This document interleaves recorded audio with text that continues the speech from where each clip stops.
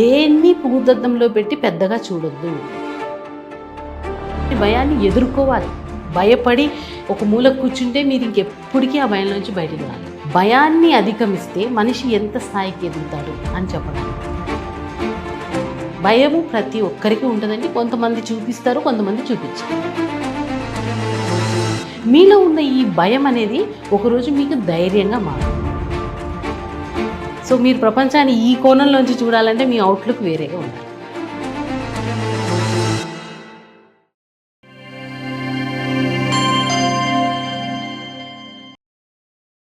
Welcome to Dhatri TV. ఈరోజు మనతో ఉన్నారు doctor Anitha garu, motivational speaker. Madam, welcome to Dhatri. నమస్తే మేడం, ఇప్పుడు చాలామందికి ఉన్న ఒక ఫోబియా, భయం. అంటే ప్రతి చిన్నదానికి భయపడిపోవడం. అంటే ఏ పని చేయాలన్నా, ఇప్పుడు ఒక ఇంటర్వ్యూకి పోతుంటే నాకు వస్తుందో రాదు, లేకపోతే ఒక బిజినెస్ స్టార్ట్ చేయబోతుంటే నేను దాన్ని సాధిస్తానో లేదో, ఇలాగ ప్రతి చిన్నదానికి కూడా భయం భయం భయం. ఈ భయాన్ని అంటే వదిలేసి ఒక పోరాడే యోధుడిలాగా ఏదైనా నేను సాధించగలను అనేలాగా అంటే మారాలంటే వారికి ఎలాంటి మోటివేషన్ అవసరం, అండ్ వాళ్ళు సింపుల్గా అంటే కొన్ని టెక్నిక్స్ తోటి ఈ భయాన్ని పోగొట్టుకోవడానికి మీరు ఏ సలహా ఇస్తారు? యాక్చువల్గా మీరు అన్నట్టుగా భయం లేనిది జీవితం లేదండి. ప్రతి ఒక్కరి జీవితంలో భయం అనేది కామన్ ఎలిమెంట్. అండ్ భయాన్ని మనం దూరం చేసుకోవడం కాదు, అధిగమించడం అనేది నేర్పించారు. భయాన్ని ఎదుర్కోవాలి. ఎదుర్కొని నిలబడ్డవాడు ధైర్యవంతుడు. భయం లేనివాడు ధైర్యవంతుడు కాదు. భయం ఉండాలి. భయం ఉంటేనే కదా మనం కొద్దో గొప్ప అమ్మో ఈ భయం మనకు ఉంది కాబట్టి మనం ఇలా జాగ్రత్తగా ఉండాలని ఒక ఆలోచన వస్తుంది. అసలు భయమే లేని వాళ్ళతో అసలు వాళ్ళని చూసి మనం భయపడాలి. అవునా కదా? మీరు రోడ్డు మీద వెళ్తుంటారండి, వాడికి భయం ఉండదు, ఇష్టం వచ్చినట్టు పోతుంటాడు. వాడు ఎక్కడొచ్చి మనల్ని గుద్దుతాడని మనమే భయపడతాం. అవునా కదా? ఈ సందర్భంగా నేను యాక్చువల్గా ఒకటి చెప్పాలనుకుంటున్నా. నా పర్సనల్ ఎక్స్పీరియన్స్ ఇది, నా లైఫ్లో చెప్పింది. నేను చాలా భయపడే వ్యక్తిని. యాక్చువల్లీ చిన్నప్పటి నుంచి నాకు విపరీతమైన భయం. మీరు అన్నట్టుగా ఏది చేయాలన్నా భయమే.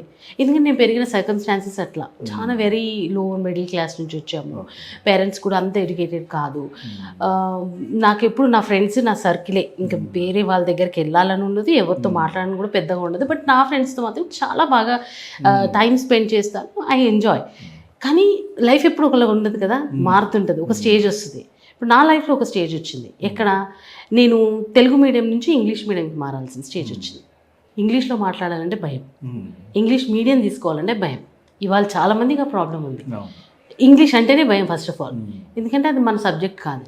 కానీ మా ఫాదర్ ఏం చేశారు, లేదు ఇంగ్లీష్ మీడియం తీసుకోకపోతే కెరియర్ ఉండదు, నువ్వు చేరు అన్నారు. చేరమన్నది కూడా అది ఆ కోర్సు ఈ కోర్సు కాదు, ఏకంగా జర్నలిజంలో చేర్పించారు. మళ్ళీ ఇంగ్లీష్ మీడియం. నేను చెప్తున్నాను, మీరు లిటరలీ నమ్మరు. అడ్మిషన్స్కి వెళ్ళిన రోజు నాకు జర్నలిజం స్పెల్లింగ్ చదవడానికి రాలేదు. అంత పువర్ నేను ఇంగ్లీష్, అంత పువర్. ఇవాళ నేను జర్నలిజంలో ఒక డాక్టరేట్. ఇదంతా ఇంగ్లీష్ మీడియంలో చదివాను. అంటే నేను ఎన్ని ఒడిదుడుకులు ఎదుర్కొని ఉంటానో మీరు ఆలోచించాలి. ఎంత కష్టపడ్డాను ఆ భయాన్ని అధిగమించడానికి. ఎందుకంటే మీరు కాలేజ్ లెవెల్కి వస్తే ప్రజెంటేషన్స్ చేయాలి. నా ఫ్రెండ్స్తో మాట్లాడాలంటే నాకు భయం వేసేదండి. ఎందుకంటే వాళ్ళందరూ పెద్ద పెద్ద ఇంగ్లీష్ మీడియం కాలేజెస్ నుంచి వచ్చారు.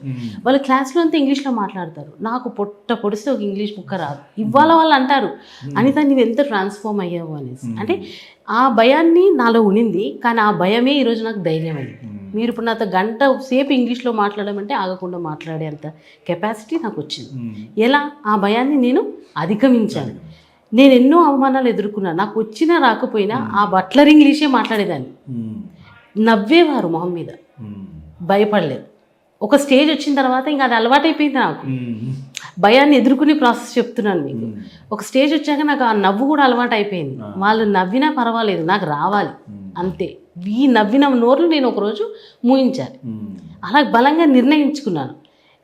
ఇప్పుడు నా మీద నవ్విన వాళ్ళందరూ అడ్రస్ కూడా లేదు. చెప్తున్నాను కదా, నేను ఒక స్థాయికి వెళ్ళానని అది నేను గర్వంగా చెప్పట్లేదు, ధైర్యంతో చెప్తున్నాను. ఎందుకంటే అంత అవమానాలను కూడా నేను చూశాను. కొన్ని సందర్భాల్లో మనం ఊహించిన వ్యక్తులు కూడా మనకు వెనకాల చాలా ఇదిగా మాట్లాడతారు, మీ ఇలా ఉన్నింది అలా ఉన్నింది అని. కానీ ఇవాళ మాట్లాడడానికి ధైర్యం కూడా చేయరు. అంటే భయాన్ని అధిగమిస్తే మనిషి ఎంత స్థాయికి ఎదుగుతాడు అని చెప్పడానికి. కానీ భయాన్ని ఎదుర్కోవాలి. భయపడి ఒక మూలకు కూర్చుంటే మీరు ఇంకెప్పటికీ ఆ భయం నుంచి బయటికి రాలేరు. దాన్ని ధైర్యంగా ఎదుర్కోవాలి. ఎదుర్కొంటేనే ఆ సమస్య మీకు చాలా చిన్నదైపోతుంది. సపోజ్ మీరు ఒక ఇంటర్వ్యూకి వెళ్ళాలి, మీకు భయం వేస్తుంది, కానీ మీరు మీకు నచ్చ చెప్పుకొని సెల్ఫ్ టాక్, నేను ఇందాక కూడా అదే అంటున్నాను, సెల్ఫ్ టాక్, నేను చేయగలను, నాకు ఆ ధైర్యం ఉంది, ఏమైనా పర్వాలేదు, నేను ఎదుర్కొంటాను, వెళ్ళండి, మీరు ప్రిపరేషన్ చేయండి, కొంచెం భయం తగ్గుతుంది. ఎస్, నేను కొద్దిగా ప్రిపేర్డ్ ఉన్నాను కదా. తర్వాత ఇచ్చిన తర్వాత ఒకసారి చెప్పండి, ఓకే ఈసారి ఇలా జరిగింది కదా, నెక్స్ట్ టైం నేను ఈ మిస్టేక్స్ ఏవి చేయొద్దు అనుకొని మళ్ళీ ముందుకెళ్ళాలి. అప్పుడు సెకండ్ ఇంటర్వ్యూకి ఫస్ట్ ఇంటర్వ్యూకి మీకే చాలా డిఫరెన్స్ తెలుస్తుంది. మీకు భయమే అది, కానీ మీరు అధిగమించారా లేదా, అది అలా మనని మౌల్డ్ చేసుకుంటూ స్టెప్ బై స్టెప్ వెళ్ళగలిగితే మీలో ఉన్న ఈ భయం అనేది ఒకరోజు మీకు ధైర్యంగా మారుతుంది. ఇవాళ ఇంగ్లీష్లో మాట్లాడాలంటే భయపడే వాళ్ళందరికీ నేను చెప్పేది ఇది, ఇంగ్లీష్ బారోడ్ లాంగ్వేజ్ అండి, అది మన లాంగ్వేజ్ కాదు. అది ఫ్యాషన్ కోసమో ఇంగ్లీష్ వాళ్ళు తీసుకొచ్చిన ఒక లాంగ్వేజ్ని మనము ఈరోజు professional communication between two persons, just communicate. మీ ఉద్దేశం ఏంటి, నా వరకు చేరిందా, అది తెలుగు అయితేమి, హిందీ అయితేమి, ఇంగ్లీష్ అయితేమి, ఏమి అంతే కదా, అర్థం అవ్వాలి. కమ్యూనికేషన్కి లాంగ్వేజ్కి సంబంధం లేదంటాను నేను. సైలెంట్గా ఉండుకుంటే నేను మీద మాట్లాడాలి. Communication is different, speaking in one language is different. ఇప్పుడు మీరు ఒక లాంగ్వేజ్లో మాట్లాడుతుంటే ఆ లాంగ్వేజ్లో అది బారోడ్ లాంగ్వేజ్ కాబట్టి దాంట్లో కొన్ని ఒడిదొడుకులు ఉంటాయి కాబట్టి అందులో English is a confusing language also. Week spelling అదే, వీక్ స్పెల్లింగ్ అదే, స్పెల్లింగ్లు తేడా ఉన్నా మీకు అర్థం ప్రొనౌన్సియేషన్ అది వస్తుంది. సో ఇంత కన్ఫ్యూజింగ్ లాంగ్వేజ్, కానీ మన తెలుగులో అలా ఉండదు, స్పష్టంగా ఉంటుంది. మనం దాన్ని బాగా అర్థం చేస్తాం, ఎందుకంటే మదర్ టంగ్. చిన్నప్పటి నుంచి మీ అమ్మ మీరు మాట్లాడుతుంటే కడుపులో ఉండి నేర్చుకున్న లాంగ్వేజ్ అది. సో మీ కంఫర్ట్ వేరే ఉంటుంది. సో మీరు ఎక్స్ప్రెస్ చేసేటప్పుడు అరే నాకు ఈ లాంగ్వేజ్ రాదే అనుకోకండి, మీ ఎక్స్ప్రెషన్ ఇంపార్టెంట్, అది ఫస్ట్ ప్రయారిటీ ఇవ్వండి.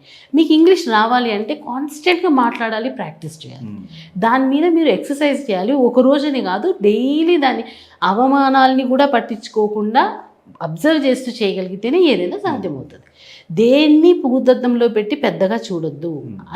అంతకన్నా పెద్ద సమస్యల్ని ఎదుర్కొని బయటపడ్డ వాళ్ళు కూడా ఎంతోమంది ఉన్నారు. ఒక పెద్ద ఆయన చెప్పాడు, నేను జీవితం అంత అద్భుతమైన విజయాలు సాధించాను, ఎన్ని విజయాలంటే నేను అసలు లెక్క పెట్టుకోలేను, కానీ నా జీవితంలో ఒక స్టేజ్లో నాకు క్యాన్సర్ వచ్చింది. ఇప్పుడు నేను ఎందుకు దేవుడిని వెళ్ళి నాకు ఎందుకు క్యాన్సర్ ఇచ్చావు అని అడగాలి? ఇన్ని రోజులు విజయాలు ఇస్తున్నప్పుడు నేను ఎప్పుడు అడగలేదు నాకు ఎందుకు ఇచ్చావని. ఈ రోజు నేను ఎందుకు అడగాలి ఆయనని? నేను అడగను, దీన్ని కూడా ఎదుర్కొంటాను అన్నాడు. అది భయాన్ని జయించడం. క్యాన్సర్ అంటే మామూలు విషయం అండి, అదే మనోధైర్యాన్ని మించింది ఇంకోటి లేదు. అది యాక్చువల్లీ గొప్ప ఆస్తి. మీ దగ్గర డబ్బులు ఉన్నా లేకపోయినా ధైర్యం మాత్రం ఉండాలంట. ఎక్కడ సముద్రం మధ్యలో వదిలేసినా మీరు బయటికి రాగలుగుతారు. భయంతో ఉండే వాళ్ళకి ఏ విషయాలు పట్టించుకోవద్దంటారు? ఈ 3 విషయాలు పక్కన పెట్టేసేయండి. అంతే, పట్టించుకోకుండా అంటే నేను చెయ్యగలను అని ఒక విశ్వాసంతో ఉండాలి. ఫస్ట్ విశ్వాసంతో ఉండాలి. భయపడినా దానికి సొల్యూషన్ మీరే వెతుక్కుని బయటికి రావడానికి ట్రై చేయాలి, అందులో ఉండిపోకూడదు. భయము ప్రతి ఒక్కరికి ఉంటుందండి. కొంతమంది చూపిస్తారు, కొంతమంది చూపించరు. కొంతమంది చాలా క్యాజువల్గా ఉన్నట్టుంటారు, బట్ వాళ్ళు నర్వస్నెస్, ఎందుకంటే మనకు వాళ్ళ చేతులు ఉరుకుతున్నప్పుడు ఇట్లాంటి సందర్భాలు తెలుస్తుంది. మీకు తెలియదు, కొంతమంది స్పీకర్స్ కాళ్ళు ఉరుకురుకురికి కొడుతుంటారు, అది కూడా బాడీ లాంగ్వేజ్ చెప్తుంది ఇవన్నీ మనకి.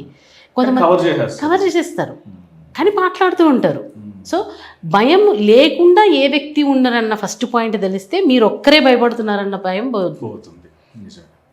తర్వాత దాన్ని ఎలా అధిగమించాలనే దాన్ని ప్రయత్నం చేసి ఓవర్కమ్ చేయాలి. మంచి మంచి మోటివేషనల్ స్పీకర్స్కి వినండి, కాన్స్టెంట్గా పాజిటివ్ విషయాలు వింటుంటే మీలో ఆటోమేటిక్గా ధైర్యం నింపుతుంది. మీరు అన్నట్టు ఇప్పుడు ఒక స్పీకర్ ఉన్నారనుకోండి, ఎవరన్నా క్లాస్ రూమ్లో మాట్లాడరు, అంటే ఇతను మొదటోడు కాదు కదా, ఎవరో వచ్చారు మాట్లాడారు. మీరు అన్నట్టు జరుగుతుంది, ఇది ప్రతి ఒక్కరికి భయం అనేది ఉంటుంది, అది అధిగమిస్తారు. ఇప్పుడు క్లాస్ రూమ్ అనుకోండి సార్, మాట్లాడే స్పీకరు, కూర్చుంది పిల్లలు, ప్రపంచం ఇటు సైడ్ వేరు అటు సైడ్ వేరు. ఈ వ్యక్తి అటు వెళ్తే ఎంత అయినా అల్లరి చేసుకోవచ్చు, కానీ ఇటు వస్తే మాత్రం డిగ్నిఫైడ్గా ఉండాలి. సో మీరు ప్రపంచాన్ని ఈ కోణంలోంచి చూడాలంటే మీ అవుట్లుక్ వేరేగా ఉండాలి. ఆలోచించే విధానం మారిందంటే జీవితం మారిపోతుంది, జీవితం ఖచ్చితంగా మారిపోతుంది. Okay madam, thank you so much for your valuable information. Thanks.